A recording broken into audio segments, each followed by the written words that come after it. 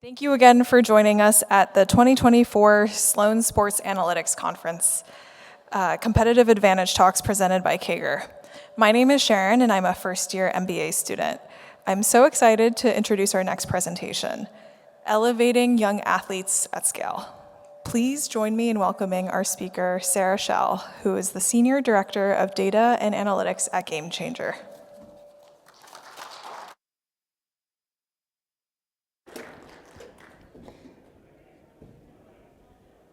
Thanks, Sharon. And hi, everyone. It's great to be here. Thank you for your stamina and sticking out in this very long day. So I work at GameChanger, which is a company in the youth sports space. We serve two audiences primarily. One are coaches, and we build a bunch of tools for them to run their teams. So team management, scorekeeping, stats, video streaming. And then we use all that data and deliver it to parents and grandparents and other fans who want to watch their favorite kid. At GameChanger, I run our data org.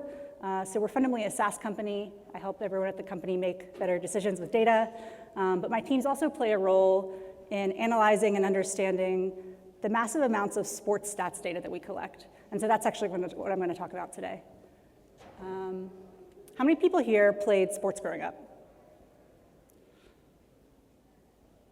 I'll raise a hand too. It's a lot, clicker? This. In the US, it's actually 50%. I think we have more than that in the room. Maybe we have a bias sample. 50% of 50 million kids age 6 to 17 are playing organized sports. It's a really big number. You might be wondering, why should I care about youth sports? We're here at a conference talking about professional athletes and the industry surrounding them mostly. And I think youth sports is really important for a couple of reasons. For one, these are the athletes of tomorrow. So we know this to be true actually at GameChanger. In the most recent MLB draft, all 50 of the top 50 prospects actually used our platform as kids. The other reason is that these are actually also the fans of tomorrow. So this population are going to be the ones who are following teams, spending money. And I think them having a good experience in youth sports probably increases their lifetime value in this industry. So at GameChanger, we care about young athletes. It's actually built into our belief and into our mission.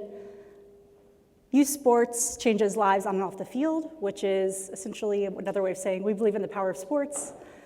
And then our mission is to help families elevate the next generation through sports. What does it mean to elevate? To answer this question, we actually have to understand what young athletes care about. And this is based on a nationwide survey of high school athletes. And they tell us that the things that they care most about are fun, exercise, learning and improving, playing with and making new friends, competing, so it's kind of testing themselves against others. And then further down on the list, you'll see things like college applications or mental health or making my family proud. And so as you can see, we're operating in a world where performance and stats are a consideration, but definitely not the priority. And so it begs the question, we've all gathered here today to talk about sports analytics, but what's the role of analytics in a world where performance is not the most important thing? You might say, it's not important. They're kids, they don't need stats, just don't collect them. This doesn't quite work because the appetite is there.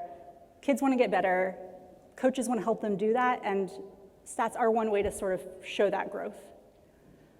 On the other hand, you could say, well, we have all these frameworks and methods and ways of analyzing stat performance or player performance. Just use those on kids. That doesn't quite work either. The reason is that the professionalization of youth sports has actually been named as one of the reasons why kids are dropping out at younger and younger ages. So it's a maybe even like irresponsible way to treat these kids. They're, kids. We're dealing with a really different population. But I think we can strike a balance. And so I'll argue today that we can leverage data to create experiences that make kids feel like pros. There's some big challenges to doing this, which I'm going to sort of talk through today, including how we've addressed them at GameChanger. And they are data collection, finding the moments that are actually worth highlighting, and creating fans and bringing them into the experience. So data collection. Anyone who's worked with data knows this is the first step of any analysis. And in youth sports, this is actually a big challenge because youth sports is highly fragmented. It's volunteer run, so parents maybe volunteer to coach their kid for a season. They might not know how to use stats or collect them or what to do with them if they even had them. Youth sports is also underfunded. And I mention that mostly to say that it means that all of the amazing advances that we're talking about at this conference and technologies and cameras, they exist in a very small fraction at the youth level, but most teams don't have access to that stuff. And finally, when stats are collected, it's mostly on paper. So at GameChanger, we often talk about our main competition is the paper scorebook.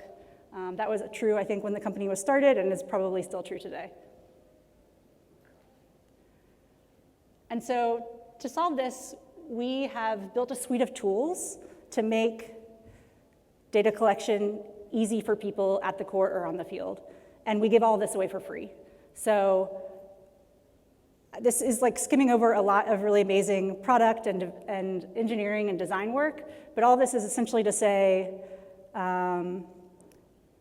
these tools have really revolutionized and democratized stat collection in the youth sports space. The screenshot on the left, primarily, that I'll call out, is responsible for scoring over 40 million baseball and softball games in the US in the last 10 years.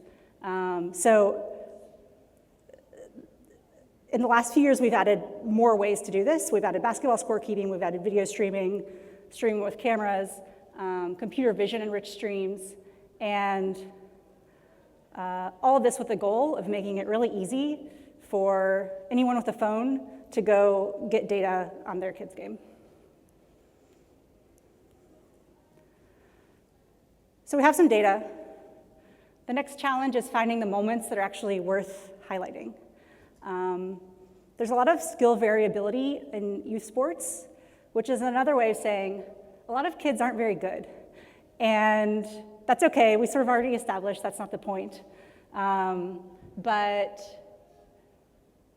if you've been to a youth game where someone is pitching for the first time, or a basketball game where hitting the rim is a pretty exciting moment, you've seen this firsthand. They're out there, they're having fun, but they're not exactly impressive in the scorebook. And so this is just one example from our data, looking at slugging percentage, which is a measure of batting productivity. I put MLB for reference, and then two sort of GameChanger populations between under 13 and 13 to 18. And as you can see, the variances in these distributions is much higher at the youth level, which means some kids are good, many are not, and the differences between them are really large. And at younger levels, this is even more true. Here's another example, whip, which is a pitching stat. Same thing, wider distributions, but you also notice the distribution is shifted. So for whip, lower is better. So kids have a lot of variability and are also overwhelmingly not as good as at higher levels, which makes a lot of sense. They're not professionals, but I raise the point mostly to say we have to be really careful when talking about what is good performance, because we're dealing with much different populations and distributions. I'm going to change the order here. So we solved this by increasing the surface area for success. Just a little bit about how we're sort of doing this behind the scenes. In our app, we're collecting play-by-play event-level data, and in real time calculating player stats, team stats, game stats, identifying streaks. And we're using those outputs to sort of determine team level and age group level like thresholds for what is considered to be good. And so this is looking at WIP again, broken down in single age categories, and you can see kids are getting better, but age really matters. And so we need to make sure that we're comparing a kid to their relevant population and not someone else, because that is not going to be the right point of comparison. One other example that I'll call out, sort of how we're identifying moments that are worth highlighting. This looks at, so maybe you're not a stat category leader. You're not in the top 5 or 10% of your peer group. But maybe you had one big moment that really made a difference. We're using win probability models to identify those moments within our data. So we've built essentially a bunch of age and sport-specific models that will tell us the moments at which win probabilities had a big swing. And so that play is then identified as the thing that should be called out in a highlight or a summary. In this example, we're looking at a pretty up and down youth baseball game, and the game-winning hit changed what was kind of an evenly matched contest into one whose outcome was almost certain. So we got the data, we figured out ways to sort of identify the key moments. How do we use that to sort of create fans and bring them into the game? This is a goal worth pursuing because youth participation is enabled, made more fun, and kids' confidence doing it is all made possible by the adults around them. So we need to make sure that like their family is part of this equation. And so when we say fans at GameChanger, what we mean is mostly parents, grandparents, and the 1 or 2 or 10 people around that kid who care about them and how they're doing. One other thing about the fans is they can't be at every game. They have other kids or jobs or live somewhere else. So we need to figure out a way to bring that to them in that environment. And we do this by delivering them content, delivering it digitally, and delivering content that really centers the player. Of course you care about the outcome of the game, but you also mostly care about how your kid did in it. So the screenshot on the right, this is looking at a game recap from our app. We're writing recaps, sort of like narrative recaps written by a computer, of course, that highlight what happened in a game, and it's driven by those examples I referenced before. So category leaders, special moments in the game where someone made a really important contribution, and that same logic is also driving highlight reels that we produce and send out to fans, and then all of that is bundled together in like an athlete profile. So it's a very player-centric view of your kid, all their stats, videos, and everything that they've sort of contributed in their youth sports career. And we think this is working. In 2023, GameChanger had 7 million fans engaged, 14 million highlight clips viewed, 5 million game recaps read, and notably, almost a third of our reviews come from grandparents. We're not sure whether these folks just have a lot of time on their hands or just want to talk about their grandkids, but we have literally thousands of reviews like this one. I live too far away from my grandchildren, but with GameChanger, it's as if I'm in the bleachers at every game. I'm cheering them on, and afterward I'm able to send text or call. It enables to have a real connection with them, and that I would dearly miss otherwise. So I mentioned before that we want to make kids feel like pros, and we play a role in that. But at the end of the day, we just have an app, we just have a website. It's this, if we can enable this behavior though, that's the thing that's gonna make that kid excited and wanna get out there and play again. So, a few takeaways before I go. The first is that most athletes are youth athletes, And having fun is their #1 priority. The flip side of that is kids stop playing at younger and younger ages because it's not fun anymore. And so in that context, I think the sort of responsible use of analytics can help, can be leveraged to find moments that are worth celebrating, and by delivering fans the right content that celebrates everyone's contribution and keeps the fun alive, we can keep fans in the game and kids in the game longer. I want to quickly thank a couple folks who I work closely with.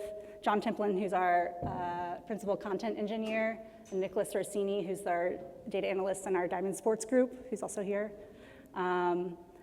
And I'll open up for questions, but I'd also maybe like to pose a question to the group.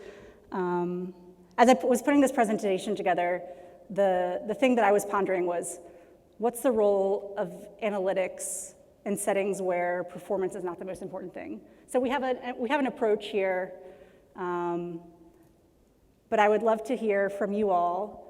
What else should we be doing? What else should the industry be doing to make sure that we're optimizing for fun in the right ways? Thanks.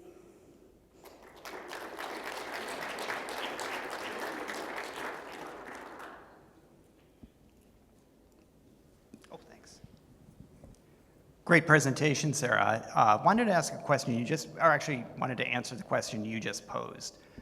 You asked about what analytics might be beneficial to include when we're just trying to encourage fun. Like, one example is my daughter plays 7th grade basketball.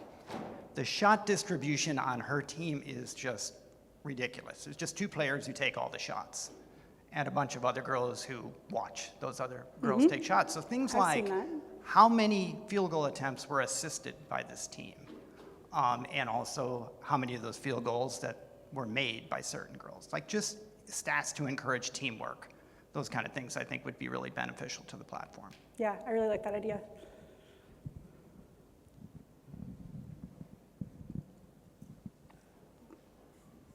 Thank you. That green and white basketball scorebook took me back. That's not the point. Have you guys done any work on injury prevention, for lack of a better word? Especially having all that baseball data, that pitch data. Well, one way to keep the game fun, keep kids playing, is to keep them upright, right? So I was just curious if you've done any work with that, or partnered with any of the pitch smart type peoples. Yeah, it's a great question. So GameChanger has an ongoing relationship or partnership with MLB, and we've actually started to have conversations with them to help them understand not just the number of pitches at the youth level, but then how that might impact health at the youth level, but then also at the professional level. So nothing to show, but we've definitely talked about it and are exploring some of those things. Hi, Sarah. I just had a question about athletes' second sports.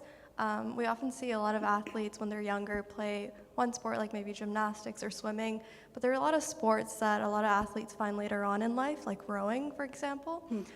Is there data that you're tracking to monitor which groups of athletes can be targeted to go towards these second sports? Because a lot of athletes end up dropping their sport earlier on in life when they don't realize there are other opportunities as well.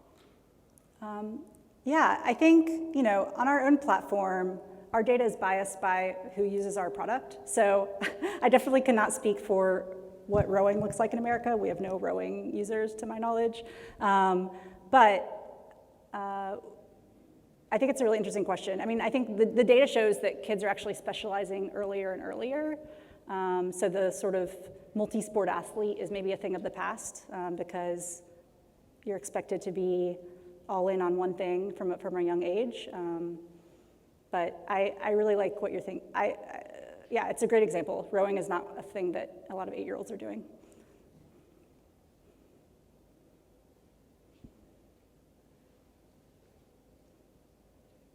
Yeah. So, Oh, wait, do you want to wait for the mic? no. Because,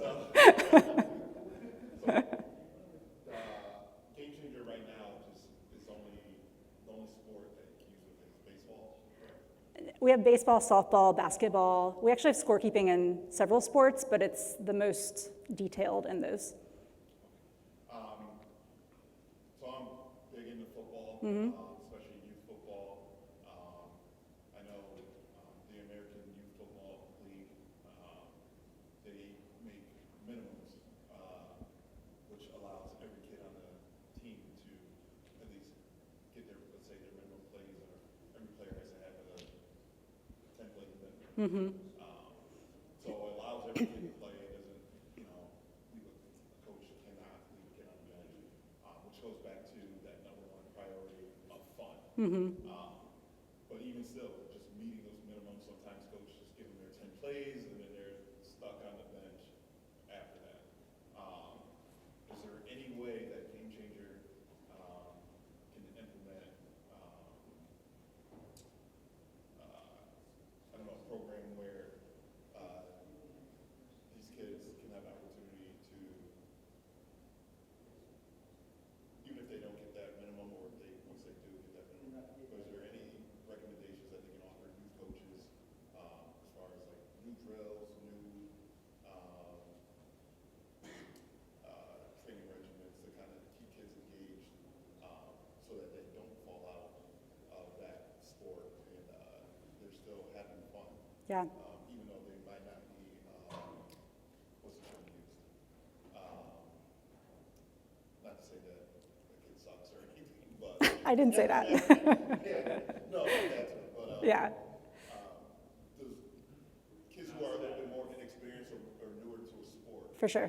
how can we keep them engaged? Yeah. I think a lot of times the focus or emphasis are on youth athletes, but sometimes you have coaches who aren't equipped to provide instruction at that level.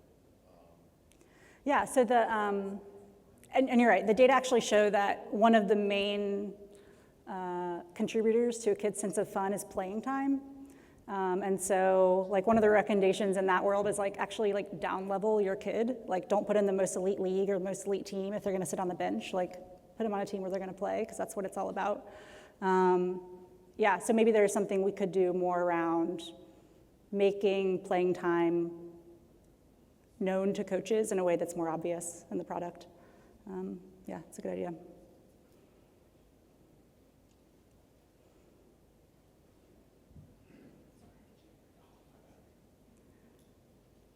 Hello, thank you for the presentation. It was awesome. Kind of going off of the last question, just in a more general sense, are there opportunities to give feedback to coaches about just general equitability and how they're running their teams to make sure that it is something that is fun for everybody?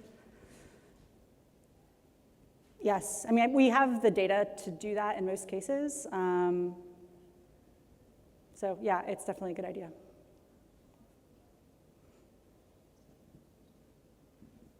Thank you. Also, kind of to build off a question from up front here, I'm wondering, are there any metrics that you guys have kind of speaking to, hey, kids don't get to play a lot, right? They have 10 plays. Are there any metrics that you guys look at of just pure, like for in hockey, it's a plus minus, right? Like, was this kid on the field for a positive play so that we can say, even though this kid is playing left tackle and not scoring touchdowns, right? The kid and his parents can look at it and say, hey, you were on the field for 8 of the 10 plays you were out there for. Those are, green plus plays, right? Is there anything that you guys have thought about in that? I mean, you can think about it across a lot of different sports, whether it be basketball or baseball or anything, of having a positive impact, even though it doesn't really show up as a metric that we might think about. Yeah, nothing specific to that. I mean, we have, at bats and innings played and things like that, but it's not necessarily the outcome, but it could definitely be. Thank you. Yeah.